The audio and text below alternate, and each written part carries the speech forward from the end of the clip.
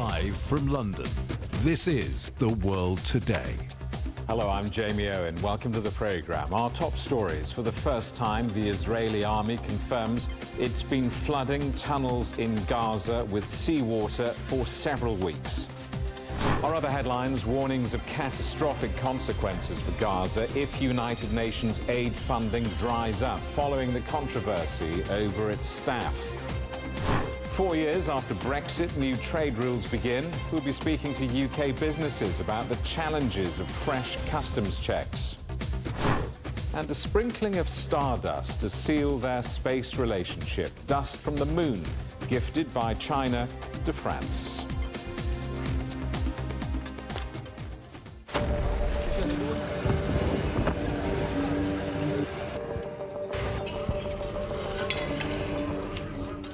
Israel has confirmed that it's been flooding tunnels in Gaza with seawater for weeks. This is the first time Israel has officially acknowledged using the controversial strategy.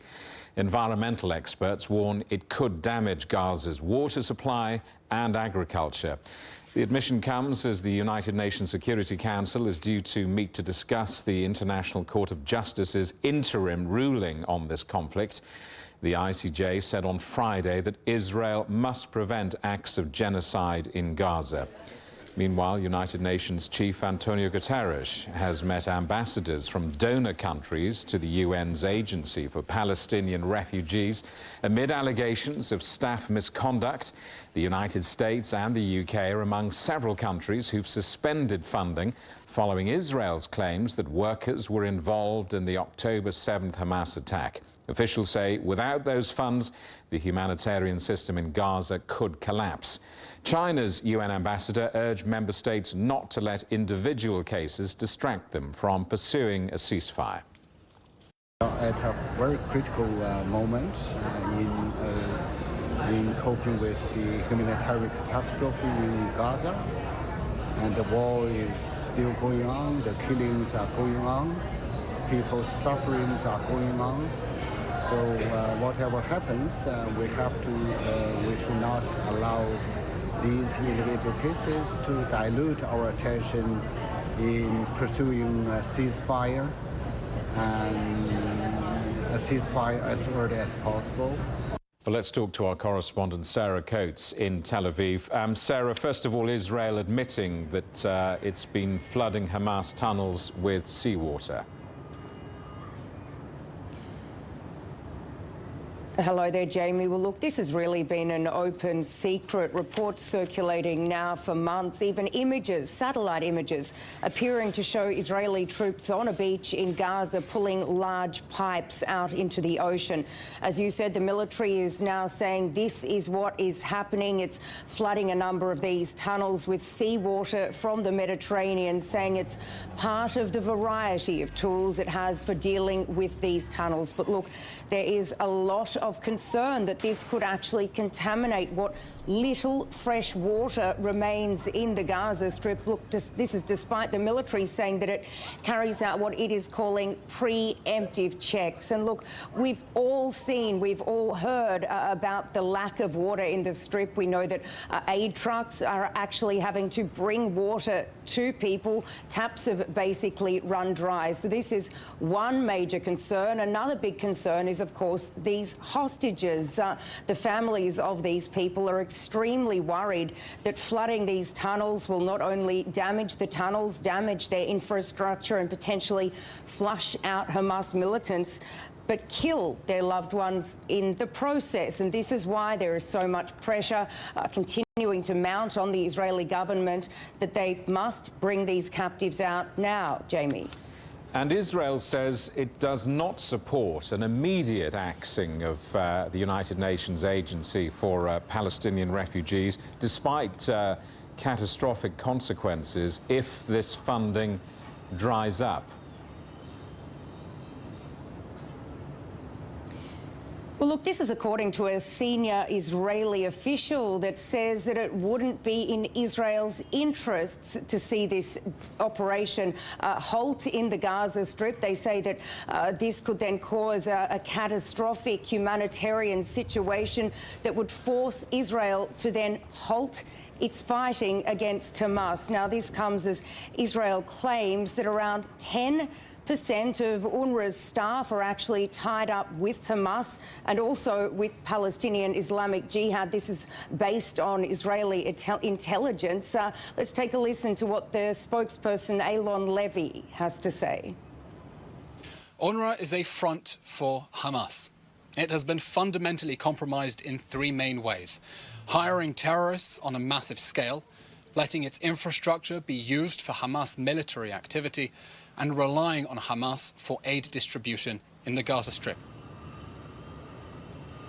Now, Jamie, even though Israel isn't supporting axing UNRWA in the short term, it says it cannot be part of the long term, saying it will not be there the day after Hamas, referring there, of course, to the end of the war. Sarah, thank you for that. Our correspondent Sarah Coates in Tel Aviv. Well, heavy fighting is continuing in several areas of Gaza as Israel has repeated evacuation orders for the west of Gaza City, where 88,000 Palestinians are sheltering. This comes as the Hamas chief goes to Cairo for talks on the new proposal for a ceasefire and hostage release.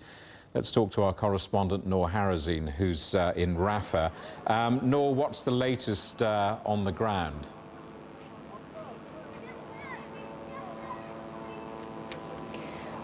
Well, Jamie, intensive firings between the Palestinian militants and the Israeli forces in eastern Khan Yunis, also in central Khan Yunis, in the heart of Khan Yunis city, around the Al-Nasser Medical Complex, around the Al-Amal Hospital.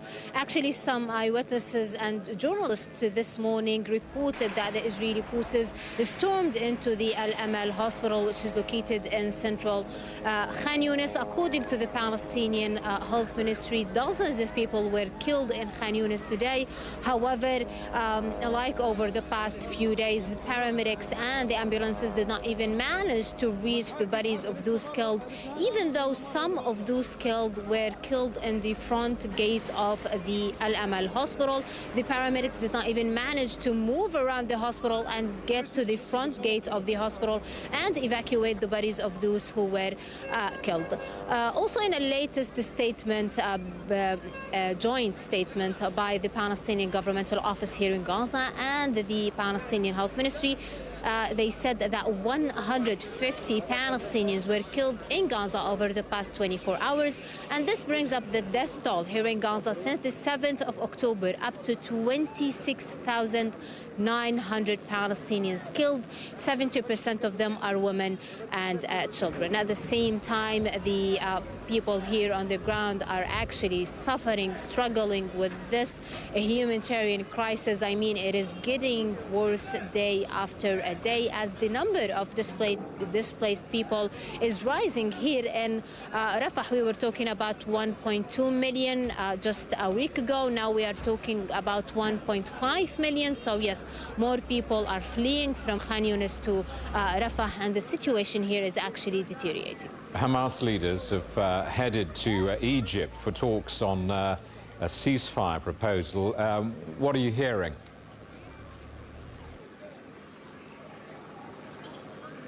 Well, actually, this is something that is promising. The fact that Hamas is reviewing this new truce plan brokered by Qatar, Egypt, and the United States is promising. People actually here on the ground are optimistic. They do believe that maybe in the next few days there will be a new ceasefire agreement. However, we have two very clear positions. The first one from Hamas is that they will accept a truce only if Israel stops its war on Gaza and only if the Israeli troops totally and completely withdraw from the coastal enclave.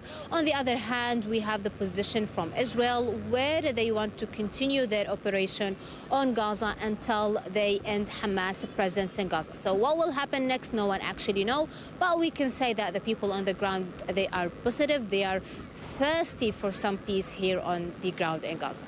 Noor, thank you for that. Our correspondent Noor Harazin in Rafah.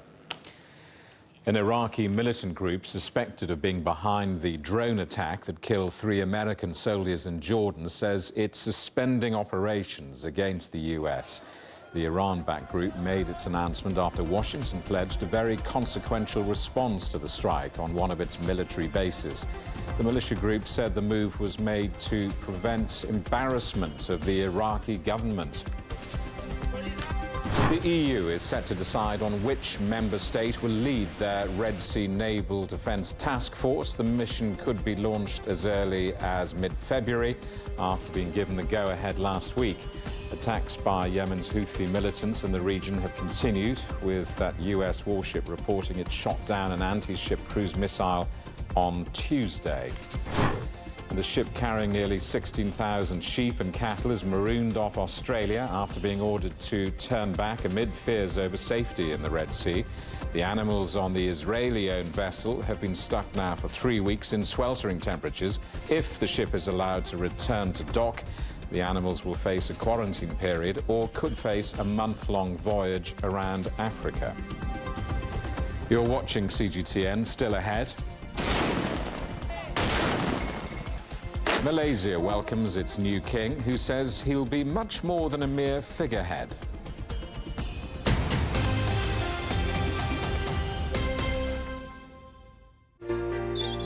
Ever wondered what's the difference between a bear and a bull market? Where are the cash cows? And who are the lame ducks? And what exactly are black swans? Grey rhinos? And unicorn companies?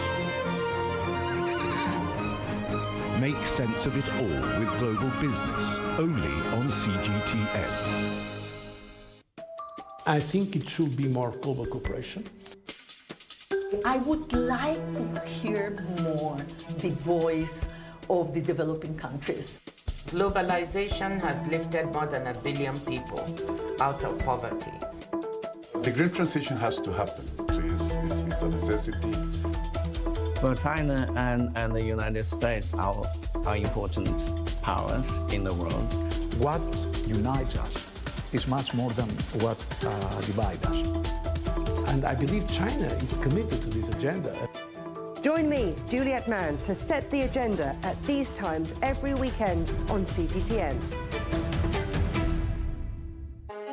The 27th of January marks the 60th anniversary of China and France beginning their diplomatic relationship and starting a historic new chapter.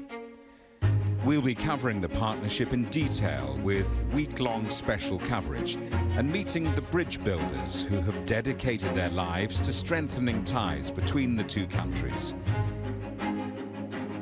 China-France 60 years, beginning Saturday, the 27th of January, on CGTN.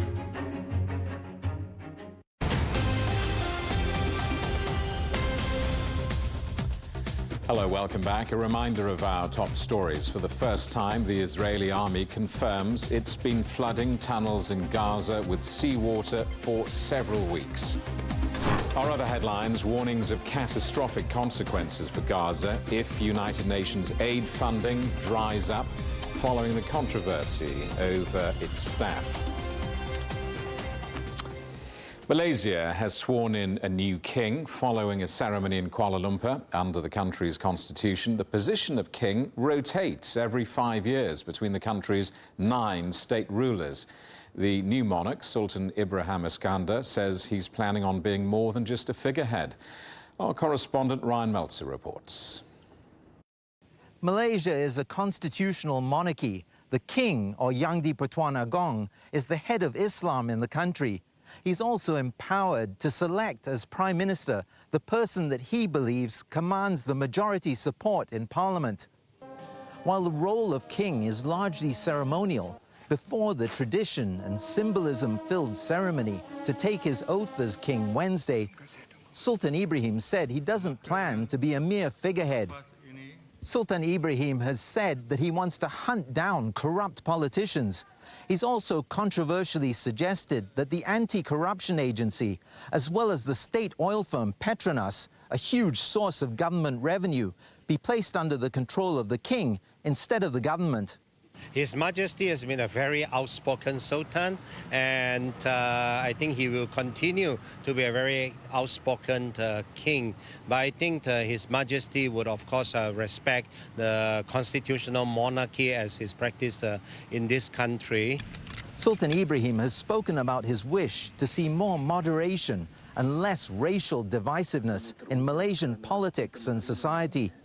The king has also said he wants political stability, which will be a comfort to Prime Minister Anwar Ibrahim, who has faced constant maneuvering to oust his government since he took power in 2022. It promises to be an interesting 5 years, with Johor's Sultan Ibrahim as Malaysia's king. Ryan Meltzer, CGTN at the National Palace, Kuala Lumpur. Post-Brexit checks on goods between Britain and Northern Ireland are set to end under new plans announced by the UK government. Westminster published the package of new measures, saying these new arrangements would facilitate smooth, free trade between Northern Ireland and the rest of Britain. The arrangements are part of a deal that saw Northern Ireland's unionist party, the DUP, agree to return to the power-sharing administration in Belfast after a 2-year absence. Well, it's 4 years since the UK officially left the European Union. Leaving meant the end of frictionless trade. But the first phase of a new post-Brexit import system for food and fresh products has come into force, which could increase that friction. The changes have been postponed 5 times due to worries about border disruption and the cost of living crisis. Our correspondent Paul Hawkins has been visiting British cheese producers in the northwest of England to see how they've adapted to Brexit. 5 a.m. at Hartington Creamery. Do you enjoy your job? I do, yes. Yes, it's very hard work, but it's very rewarding. Here in Derbyshire, they've been making award-winning cheese for 150 years. The cows willingly come into the parlour, and then, yeah, we wipe all the udders so they're nice and clean, so then the units can go straight on. And that's where the muck comes out and goes up through the pipes and then into the tank ready for collection.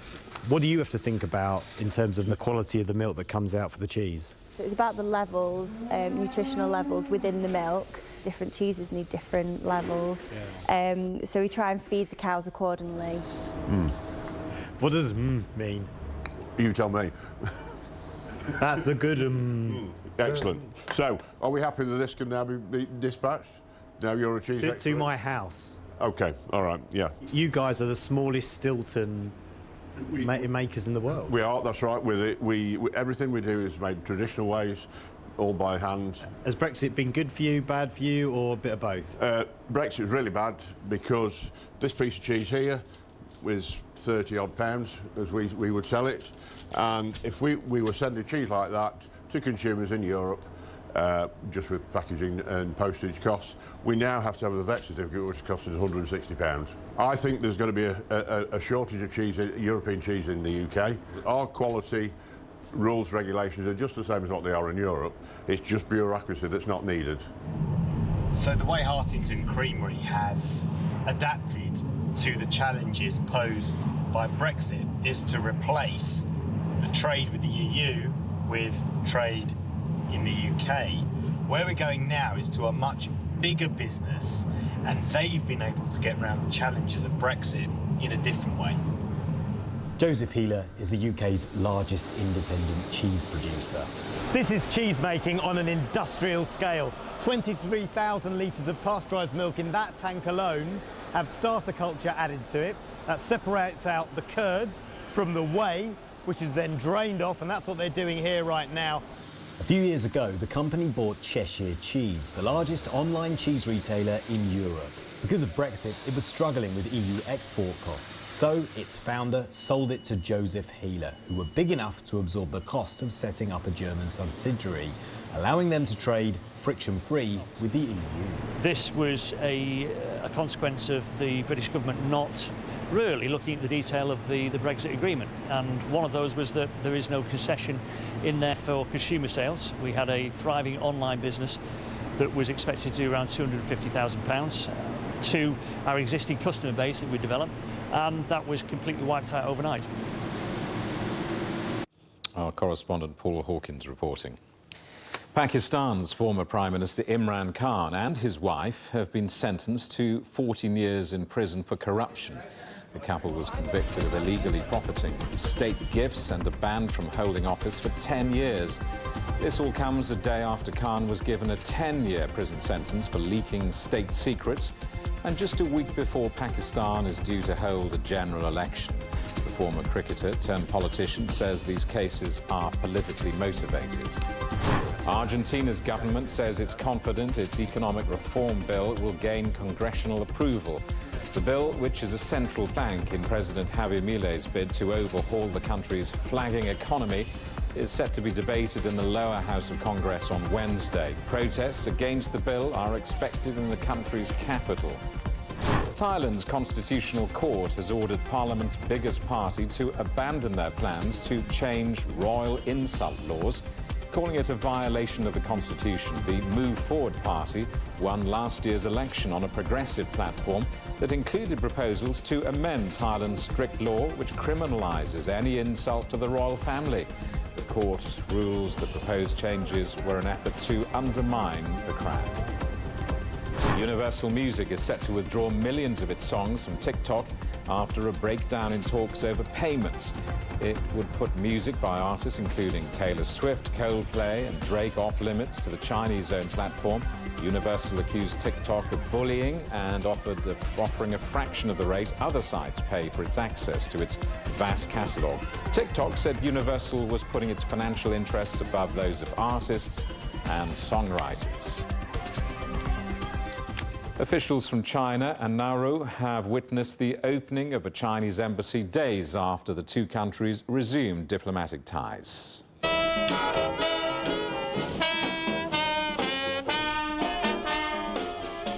Beijing has welcomed an indication from the Pacific Island country that it's ready to join China's infrastructure project, the Belt and Road Initiative. It comes on the same day Nauru celebrates its 56th Independence Day.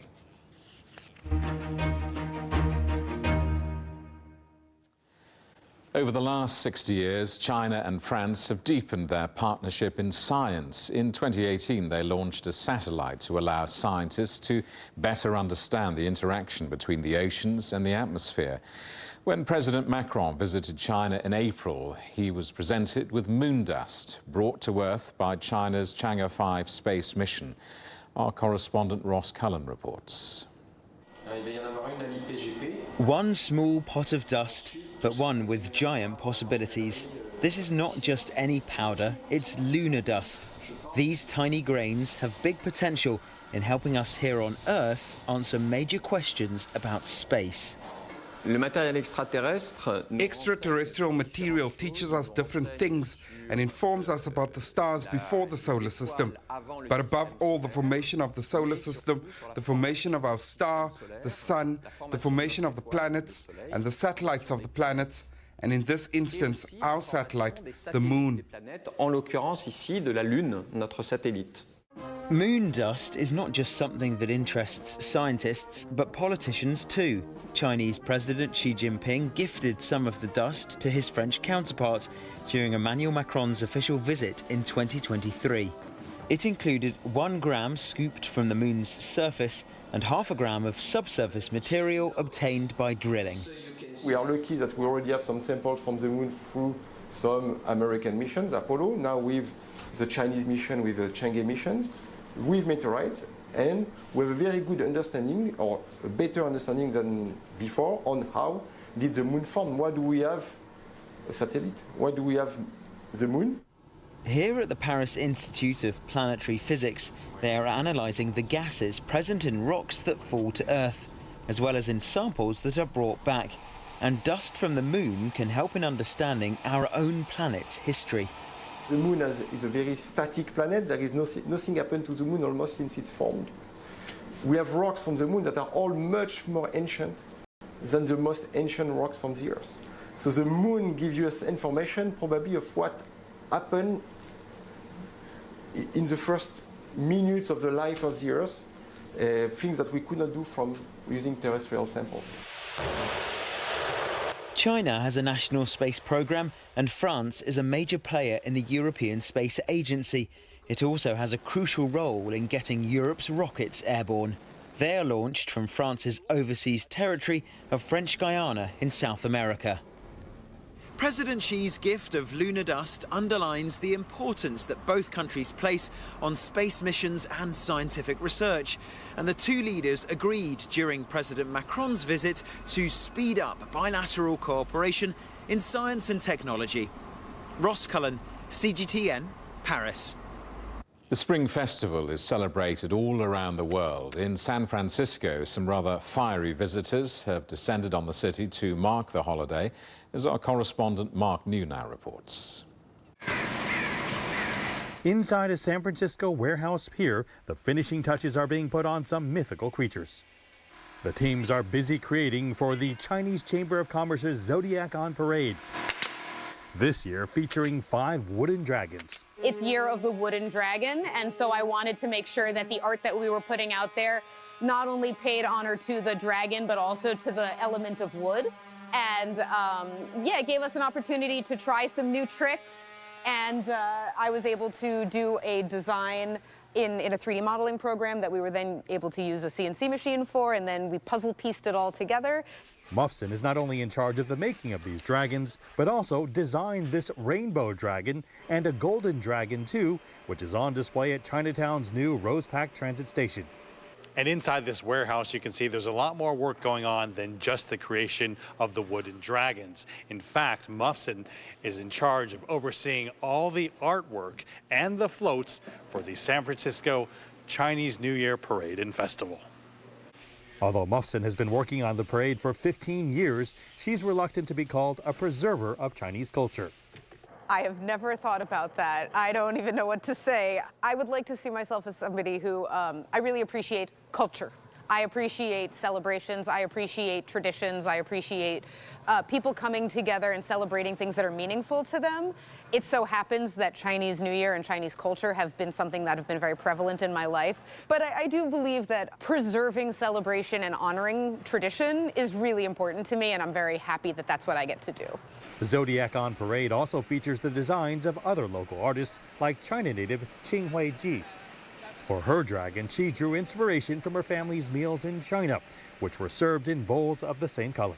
My grandpa is the one who cooks all the food, and he cooks very amazing Shanghainese food. When he served the food, we use those bowl, the blue and white porcelain bowls. And in the bottom of the bowl, they were decorated with those small dragons. It's pretty small. But once you finish the food, you will see the dragon on the bottom of the bowl. So that's like a very nice, happy surprise. And also, when you finish the food, your grandparents will praise you. The dragons will be at locations around San Francisco. Interior designer and tourist Adrian Campos said he planned to visit all 5. I just really wanted to go look and see them up close because I love the culture, and just I saw this dragon earlier, and the porcelain colors and aspect of it was really nice and intriguing. It's really difficult getting all the schemes and everything to add up, but it's a great piece. I love it a lot. Mark New, CGTN, San Francisco. The headlines again. For the first time, the Israeli army confirms it's been flooding tunnels in Gaza with seawater for several weeks. And that is The World Today. Thank you for watching. We're back with more news at the top of this hour. Coming up next, it's World Insight. For now, from all of the team in London, it's goodbye.